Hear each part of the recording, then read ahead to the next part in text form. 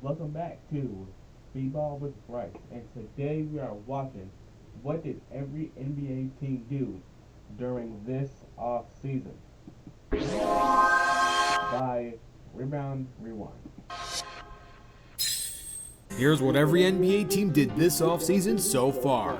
Let's start in the Eastern Conference. If this was the year 2017, the 76ers had an amazing offseason, but in the year 2024, the 76ers had a pretty good offseason. And if you don't catch the reference, I'm actually talking about the addition of Paul George. The cap space needed to sign him was made available through the previous James Harden trade to the Clippers, which also yielded two valuable first-round picks, unprotected in 2028 and top 3 protected in 2029. Not only is there a new big three in town with Joel Embiid, Paul George, and Tyrese Maxey, we got some amazing role players like Caleb Martin, Kelly Oubre Jr., Andre Drummond, and Kyle Lowry. This is a make or break season for the 76ers, and I mean that both literally and metaphorically. Next. Alright, I'm gonna let him say his thing, and then I'm gonna say my thing. I don't see the 76ers being much better than they were this year. Because first off, Embiid, he's like Anthony Davis, where when he's on the court, he's amazing. But because he's off the court so much because of injuries, because of how big he will not contribute that much. But but if he can stay somewhat healthy, for example, I need him to play 65, 70 plus games. Around 65, 70. That's a good, that's a good, you know, margin or time spent playing the game. Because Anthony Davis played the most games of his career this year with 75, I think. And he was really good. He was he was one of the main two reasons that the Lakers were able to, first off, beat the Pelicans and then beat Denver in at least one game. And if you look at the stats, Anthony Davis, he was he was always the second best scorer on the Lakers, and with his defense, the Lakers always brought the Nuggets to a really close game, within 5 to maybe 2 points. So if Embiid can stay healthy, then that is what he can become. Now, about Paul George and Maxey. I see Maxey, again, scoring better, assists better, and having way better shooting splits. Paul George, Paul George, on the other hand, I see him at most. He might get worse, but he might get better. Like I don't see a jump from okay, this is him right now. He could be here or here. He's not gonna be that much better or this much worse. He's gonna be around here to here. And I don't know much about the other players. Next up, we have the Bucks. The Bucks made some impressive smaller salary signings. They didn't break the bank, but they did save a buck, pun intended, by signing Gary Trent Jr., Torian Prince, and DeLon White. Basically, the Bucks are playing it conservative. They might trade Brook Lopez, but they're gonna try to run it back, hoping Giannis and Dame just stay healthy this time. The Bulls finally removed the Band-Aid on DeMar DeRozan and Yeah, it's something. So, about the Bucks. I'll keep this short and simple.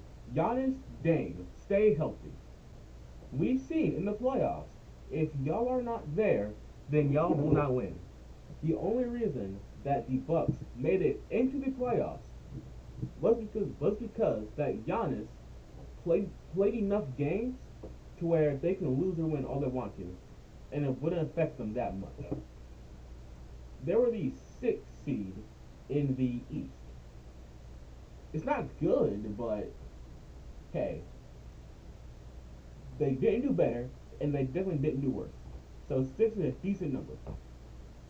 Yes, if Giannis can stay healthy and recreate his MVP numbers, I could see them advancing to the second round or the conference finals. And if Dame can recreate his Portland year last year, averaging 32.2 with 6 or 5 assists, then yes, I could see them making the second round or the conference finals. Sent him off to Sacramento. While this may have been necessary, it doesn't necessarily mean it was good. Their whole offseason was kind of executed poorly, especially failing to secure any draft picks in the Josh Giddey trade and missing out on valuable assets and other deals. They may have a shot at lottery success, but this will be despite the front office's mismanagement and due to mainly tanking or just being terrible not on purpose. Their core essentially is Levine and Vucevic, but do you want them try their best and be mediocre, or do you want them tank? It's really hard to say. If there's one team that's locking in the same squad and running it back, it's got. Okay, so the Bulls, real fast. Trade Levine. Levine is still somewhat good, and I think if you put him with the right decent to bad player, you could get some draft picks or two really young players that can advance in the near future. To be the Cavaliers. Securing Donovan Mitchell's extension was a huge win for Cleveland, but keeping the same roster around him and just giving him a new coach is not going to fix the glaring issue of two undersized score-first guards and two centers awkwardly sharing the key, forcing one to play power forward. The Cavs' non-existent approach in addressing this weakness is concerning. And yes, new coach Kenny Atkinson is a great addition. However, completely ignoring the issues of Darius Garland and Jarrett Allen sharing the court with Evan Mobley and Donovan is going to raise questions about this team's ability to contend. Yes, Spider-Man will provide some stability in the short term while they have him locked down in contract, but the front court and back court log jams aren't going to fix themselves no matter how much Spidey sense you have. If it ain't broke, don't fix it, and the Celtics certainly took that advice. They are extending Jason Tatum. Okay, the Cavaliers. I promise, I will not do this for every single team. Only the main ones. The Cavs. I disagree with what he said. Yes, they do have centers playing center and power forward. But we've seen with people like Tim Duncan, Chris Bosh, not Zion, Giannis and Anthony Davis, if he's tall enough, he can play the four. For example, Evan Mobley, he's a 4 to 5. Allen is a 5, I think, just 5. If Evan Mobley and Jarrett Allen, if they are handed the keys to the defense, the Cavs might have not the best defense, but a top 5 defense in their conference, top 10 in the entire NBA. That's my prediction because, I mean, have you seen Mobley and Allen this past year? They were amazing. But the main thing is this. Can they stay healthy? That's the only thing holding most of these teams back. Their star players cannot remain healthy long enough, and they are not putting out nearly as much points in relation to how much they're getting paid. Bleh. So, for example, if I pay you, let's just say, $100, right? And I say, hey, you need to score 20 points, 4 rebounds, and 4 assists, and you go 9, 3, and 3. Your skill level isn't equal to the amount I'm paying you. So yeah, they got figured that out too.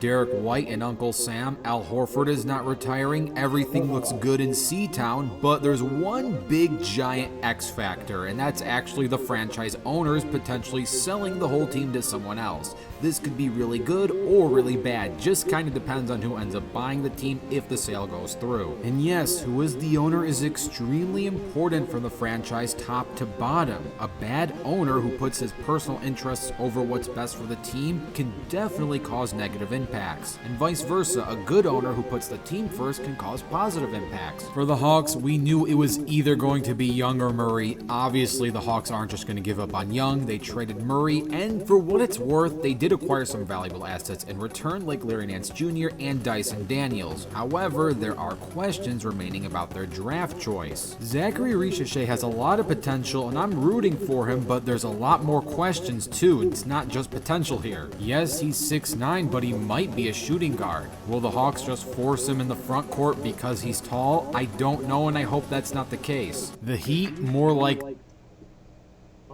To that I say, I don't know much about the Hawks, but I do know this. In past years, we've seen people like, especially Tracy McGrady, who was a 6'10". Hold on, my phone is ringing.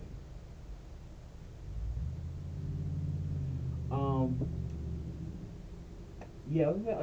Tracy McGrady was a 6'10" shooting guard, and he was pretty good. So what's his name?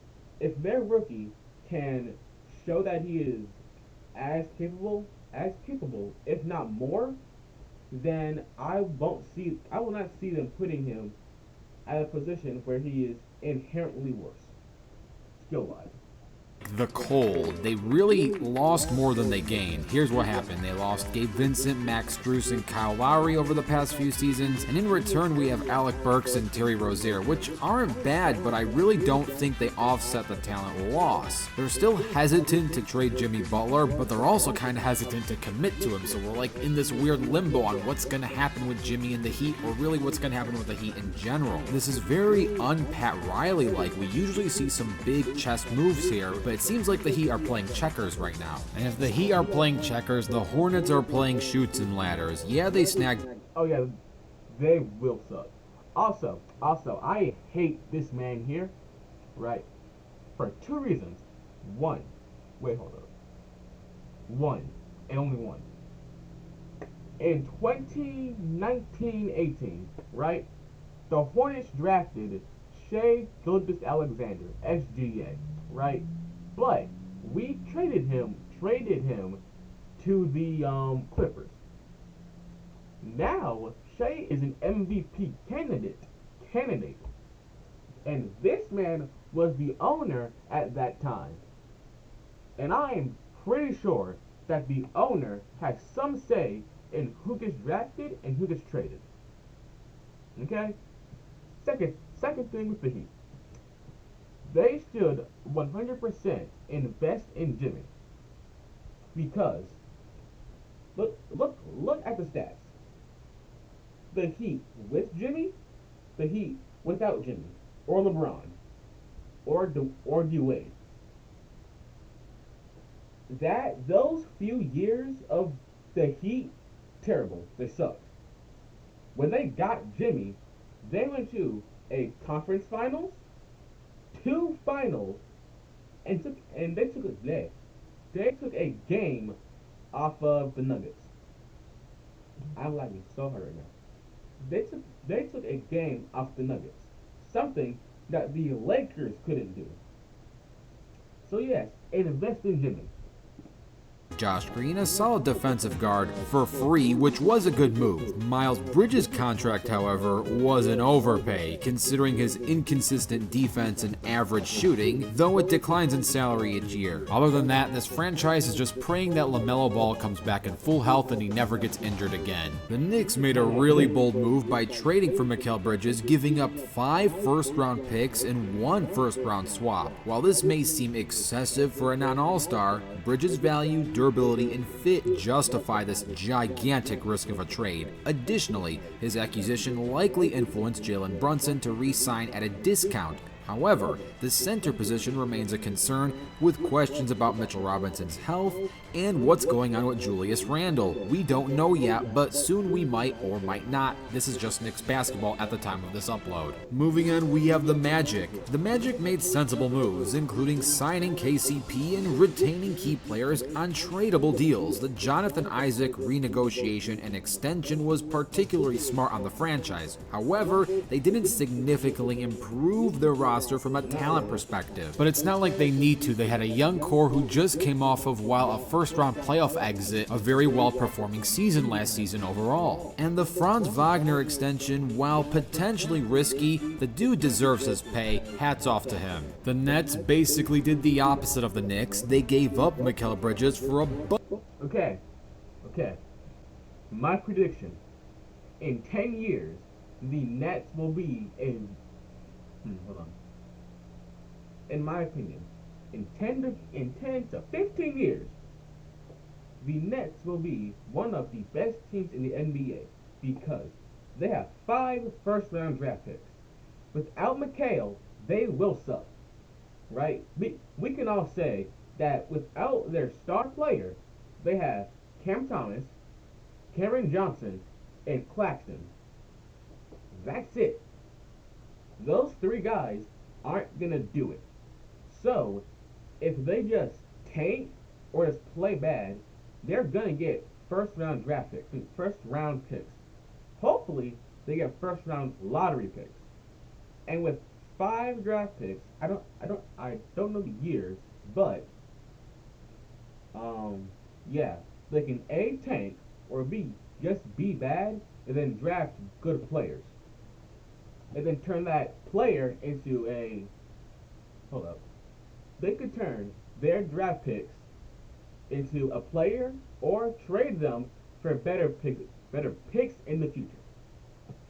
Bunch of picks in return. This move, coupled with regaining their own 2025 and 26 picks from the Rockets, positions Brooklyn well for a rebuild, which means next season may not be great, but the future certainly could be. The clever structuring of Nick Claxton's contract and the acquisition of Zaire Williams is interesting for the future to come. That future could take a while, but the long term does look pretty bright. The Pacers made small changes, replacing Jalen Smith with James Wiseman and securing Pascal Siakam's extension. Obi Toppin's new deal and the potential re-signing of Andrew Nembhard solidify their young core, but again, there isn't too much change, but also there kinda shouldn't be. Tyrese Halliburton has not reached his true prime yet, so it's not fair to have any drastic changes. Let's see what his ceiling looks like first. The Pistons love to burn money. They should be burning rubber, considering their name is Pistons, but hey, it's not up to me. The overpay of non-shooters like Ron Holland and Asar Thompson is one thing, but signing Tobias Harris and Tim Hardaway Jr. also overpaying them? I don't know what this franchise is trying to do, but honestly, what worse could actually happen? They already had very terrible seasons. I don't know what to say here. I hope I'm wrong, but this has just been Pistons basketball for quite some time. The Raptors did what everyone expected them to do. They signed Emmanuel Quickley and extended Scotty Barnes. While Quickley's contract appears large, its structure is manageable. Barnes was a necessity. Again, this was predictable, but hey, nothing wrong with that. The Wizards had a typical rebuilding offseason, trading Denny and signing veterans like Jonas Valanciunas and Sadiq Bey. However, their draft choice of Alex Sarr over more immediate impact players raises some questions, with lack of a true point guard to support Sarr in signing veterans. Nothing wrong with that. The Wizards had a typical rebuilding offseason, trading Denny and signing veterans like Jonas Valanciunas and Sadiq Bey. However, their draft choice of Alex Sarr Do you think that LeBron meant to do that? If he did, that was hilarious. Over more immediate impact players raises some questions. With lack of a true point guard to support Sarr's development, Washington's rebuild remains a work in progress. Moving on. Think everything. It's not a two-ad thing. And we got the Western Conference, and let's start at the bottom. It's the Clippers, or what is left of them. There's no clear. Okay, I was waiting for this. So, my phone is ringing too much. Okay, so, the Clippers. They're gonna suck again. Nothing on this earth can help them be better. First off, they lost Paul George. right, got nothing from it, so they let their second or third best player walk out without getting a thing in return. Strike one, that's out. Two, they have Kawhi Leonard and James Harden as their best two players. Now, on paper, great, good idea. They're injured almost 50% of the time. This year, Kawhi was out. This year. And we all know James Harden, the second, he doesn't like his situation with a team, he will A, play badly, so they have to trade him for bad trade pieces because he sucks. Or B, he'll just not play at all. And then they'll you know, then he will just live out his contract and then go into FA, free agency FA, and that's all they have. They have nothing else. Yeah, they have what's his name? Um, someone Highland. They have Highland. They have Terrence Mann. They lost Westbrook too, which he was a so-so kind of guy, but still, they lost their sixth man, their starting small forward, and their only two players are constantly A, injured, or B, not playing. Plan and they lost Paul George. I really don't know what else there is to say. They don't even have Russell Westbrook anymore. They're about to get a new stadium, if only they could get a new team with it. They're left with limited future assets and a roster that may struggle with injuries and competitiveness. The Clippers seem to be stuck between contending now and planning for the future with little direction. They might end up having neither of those, honestly. Next up is the Memphis Grizzlies, and they definitely rolled this offseason just like Zach Edey rolled his ankle. Hopefully he will be healthy and ready to go for the season, which should be the case. It didn't. They have a great season. They got Ja back. They got Bane and Zach Edey, but nah. What was that? Zach Edey's injured? Oh nah. No. They're going 41-41. Didn't seem like a serious injury, but this is pretty much the offseason for the Grizzlies. And if you were expecting them to do more this offseason, just remember their season last season. Hold up. Is this season? If so, the Grizzlies finished. The Grizzlies finished the season having used 33 players and 51 different starting lineups. Season is not something you want to reflect their overall talent as a roster. There was a lot of players who weren't allowed to play, a lot of injuries. Let them go fresh with a full set of health. Let's see how they do with the new draft pick. Next up, we have the Utah Jazz. Hopefully they aren't playing the Blues. They did great drafting Kyle Filipowski, Isaiah Collier, and Cody Williams. But it's hard to say how their offseason was as a whole because we don't know what's going to happen to Lauri Markkanen as of this upload. If they trade him, if they keep him, it's really hard to judge. We're gonna have to set this team on the side until we get more information. The Kings are definitely going for the throne and they best. Now, the Kings, in my opinion, they are a conference finals contender because they not only have De'Aaron Fox, the fastest player in the NBA. They have what's his name? Domantas Sabonis, who is most likely one of the best centers in the NBA. Because didn't he finish with almost 70, 60 double-doubles and average a good bit of everything? Hold on.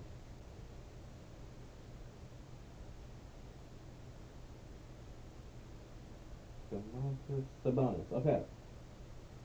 Sabonis finished the season averaging 19, 13, and 8, playing all 82 games. And he started in all 82 games. So he's always there. He's putting up insane numbers, and this is This is his 8th year in the NBA, and he's putting up these numbers.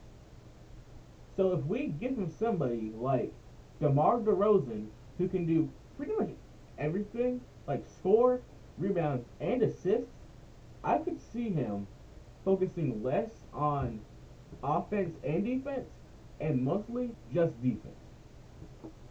It's not miss. By adding DeMar DeRozan, they're pretty much saying they're not here to take the slow and steady route. They're going full throttle. It's a sprint. Let's see if they make it to the finish line. This could be really good or really bad. The Lakers certainly connected on Dalton Connect, pun intended. And if LeBron... See, I'm a Lakers fan, right? And to all y'all haters that say Brian shouldn't be playing because he's LeBron's son, first off, go away. Leave my YouTube channel. Go. Get. To that I said, Bronny James was better than the number 2 draft pick, Alex Sarr. If you think I'm lying, look it up.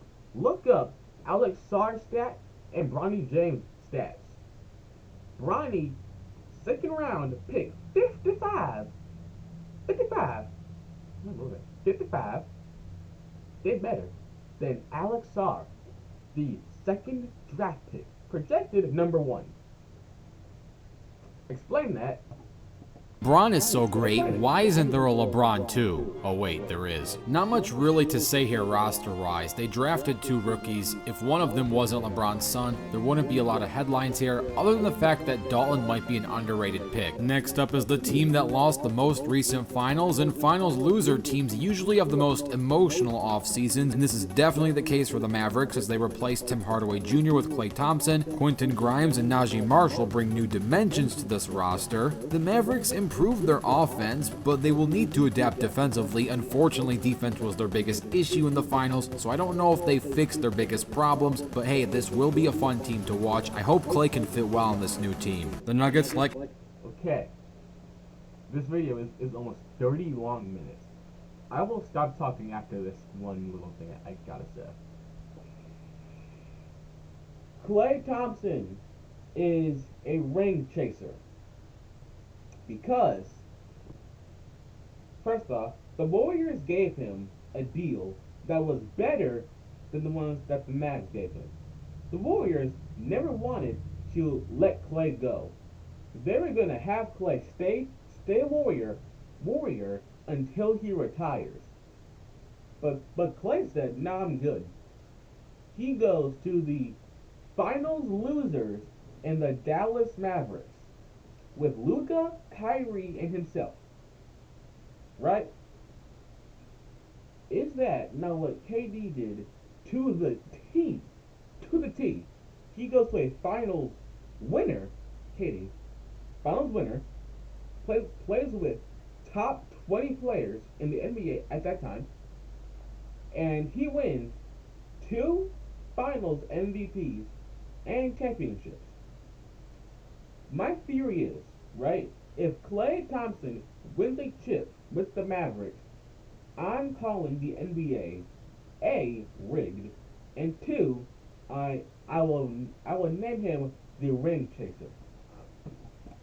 Kentavious Caldwell-Pope leave the roster, and Russell Westbrook, wink wink nudge nudge, is a free agent who wink wink nudge nudge might sign with the Nuggets, but wink wink nudge nudge, we don't know that yet, so I can't say that for certain.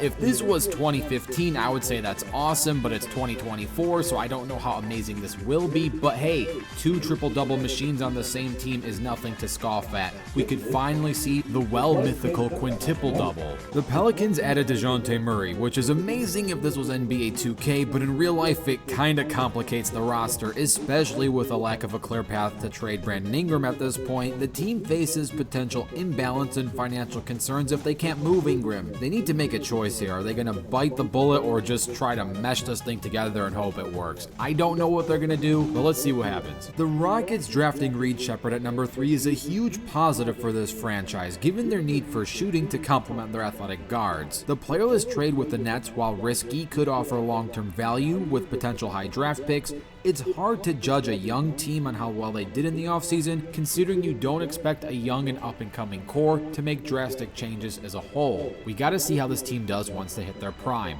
Moving on, we've got the Spurs, and before we begin, we gotta congratulate Dom2K for predicting that Chris Paul would eventually end up on the Spurs. He predicted this about 7 years ago. Outside of that, there's not much to talk about here, but again, with young up-and-coming cores, you don't expect much drastically. You want to see how the core does once it's at its prime, then you decide whether to tear it down or make big changes. The Suns did what they could, given that their hands were kinda tied. Adding Monte Morris as a point guard and Mason Plumlee as a backup center is nice, Ryan Dunn and Royce O'Neal contributing valuable depth. However, the Suns didn't make major changes and still face concerns about their roster, especially at the top level. Yes, the Mike Budenholzer hiring is expected to raise the team's consistency. Is Devin Booker happy? He looks lighter, but is he happy? Is Kevin Durant happy? He looks older, but is he happy? Is the Suns' future bright or dim considering they are the Suns? The Thunder had an very, very, very dim. Black, right? No, not dim, black. First off, keep Booker, right? Because Booker is your only good Suns player. KD's old, right? Like, yes, not yesterday. What's today? Wednesday? It's Tuesday. So Monday or Sunday, we saw him play Serbia, where he went 5 for 5 from 3, 23 points, and missed one shot only. So yes, he's still good, but he's old.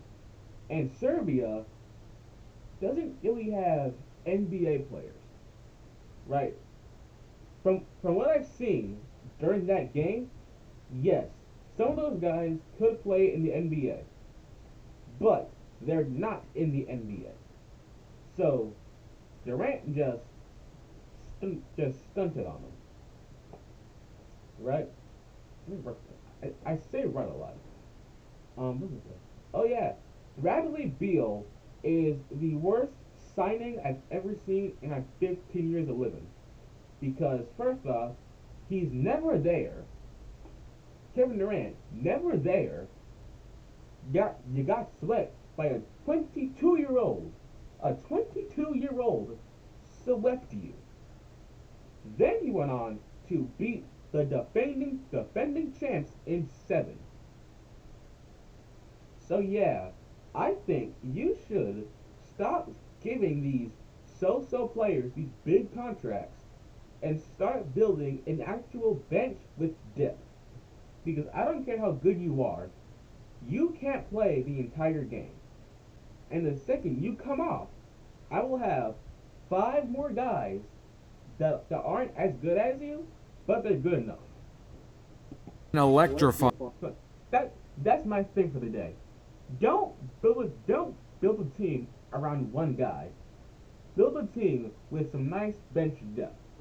Offseason by trading Josh Giddey for the GOAT Alex Caruso, enhancing their perimeter defense significantly with both Caruso and Lou Dort. They also added Isaiah Hartenstein, who provides valuable depth as a center with a team-friendly contract. The selection of Nikola Topic at 12 in this draft was promising despite some of his injury concerns. Overall, OKC had a great offseason, a great previous season. Hopefully that translates to a great next season, aka this upcoming season. The Timberwolves made a bold move by trading for Dillingham, aiming to address their luxury tax issues by finding a young player to grow with Anthony Edwards. Kyle Anderson's departure is definitely a loss, but it was manageable given his shooting issues. Tim Conley's uncertain future with the team adds another layer of instability. Overall, the Timberwolves offseason was a mix of risk and reward with a focus on balancing the roster and salary cap. Next up is the Portland Trail Blazers. The trade for Denny addresses a need for perimeter defense and adds a young player on a favorable contract. However, the team still has veteran contracts that don't align with their rebuilding goals. This franchise needs to make a choice. Are they going with a full rebuild, or are they really going to try to go for their best and become a mediocre playoff team, aka a first-round exit? What are they going to do with their Jeremy Grant contract? That's basically what I'm asking here. And last but definitely not least, the Golden State Warriors. I don't really know how to end this because the Warriors is still a big question mark. Is the dynasty over, or is it going to reshift and show us something new? Obviously, the loss of Klay Thompson is a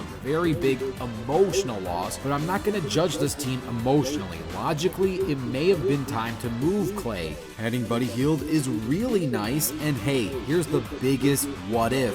Is Lauri Markkanen going to be a Warrior by the time the season starts? We don't know yet, but it's certainly a possibility, and that's why this team is kind of hard to judge for now. So here's what every NBA team did this offseason so far. Let me know who you think had the... Oh, I thought he was going to like recap everything. I'm like, Jesus. So, about the Warriors, right? I'm going to need to stick this real short, real fast, because this video is 40 minutes. Yes, it was time to move Klay. He is getting old, not old, but he is became less efficient. He went 0 for 10 in an elimination game.